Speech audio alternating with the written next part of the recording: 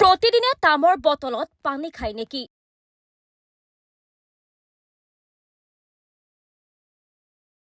তামৰ বটলৰ পানী খোৱাটো কিমান উপকাৰী?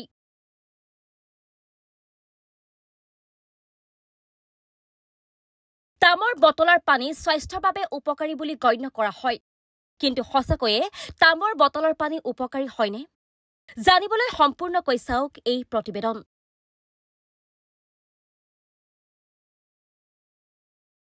তামৰ বটলত পানী খোৱাৰ বহু উপকাৰিতা আছে বুলি কোৱা হয় আৰু যদি আপুনি দৈনিক তামৰ বটলত পানী খোৱাসকলৰ ভিতৰত আছে তেন্তে ইয়াৰ কিমান উপকাৰ আছে আৰু ই আপোনাৰ স্বাস্থ্যৰ ক্ষতি কৰিব পাৰে নেকি জানি লওক।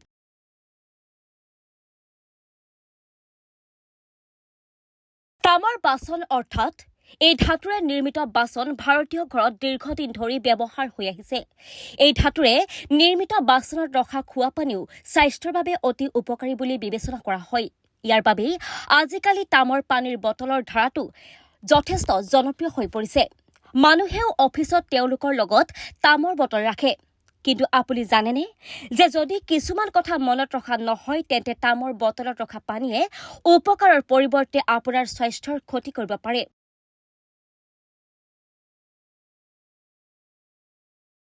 তামৰ বটলত ৰখা খোৱা পানী উপকাৰিতাৰ কথা ক'বলৈ গ'লে ই কেৱল ৰোগ প্ৰতিৰোধ ক্ষমতাই বৃদ্ধি কৰাত নহয়, পাচন তন্ত্ৰৰ শক্তিও শক্তিশালী কৰে।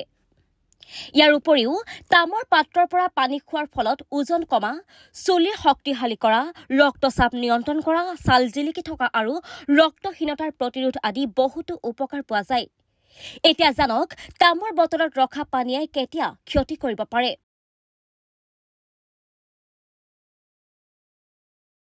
পানী তামৰ পাত্ৰত 4 পৰা 5 ঘণ্টা ৰখাৰ পিছত খাব লাগে আৰু প্ৰতিদিনে ৰাতিপুৱা যদি মাত্ৰ এগিলাচ পানীহে খায় তেন্তে সৰ্বাধিক 12 ঘণ্টা ৰখা পানী খাব পাৰিব।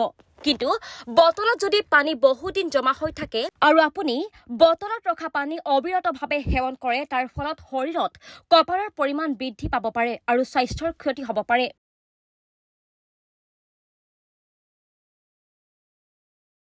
আজিকালি এনে তামৰ বটল বজাৰতো বিক্ৰী হৈ আছে যিবোৰ ধাতুৰে নিৰ্মিত আৰু বহু বটল ভিতৰৰ পৰা তামেৰে তৈয়াৰ কৰা নহয় আৰু ইয়াৰ বাবেই উপকাৰৰ পৰিৱৰ্তে আপোনাৰ স্বাস্থ্যৰ বহু ক্ষতি হ'ব পাৰে। তামৰ বটল কিনিলেও ভালদৰে বিবেচনা কৰিহে ভাল ব্ৰেণ্ডৰ পৰা কিনিব লাগে। পৰিষ্কাৰ পৰিচ্ছন্নতাৰ অভাৱত অসুস্থ হ'ব পাৰে।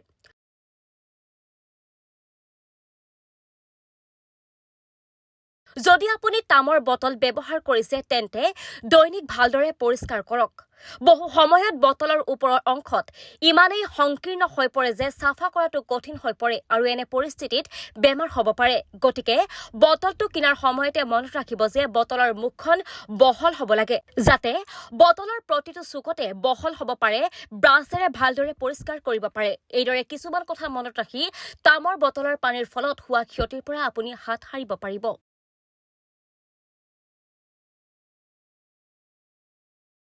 News desk report, times media 24।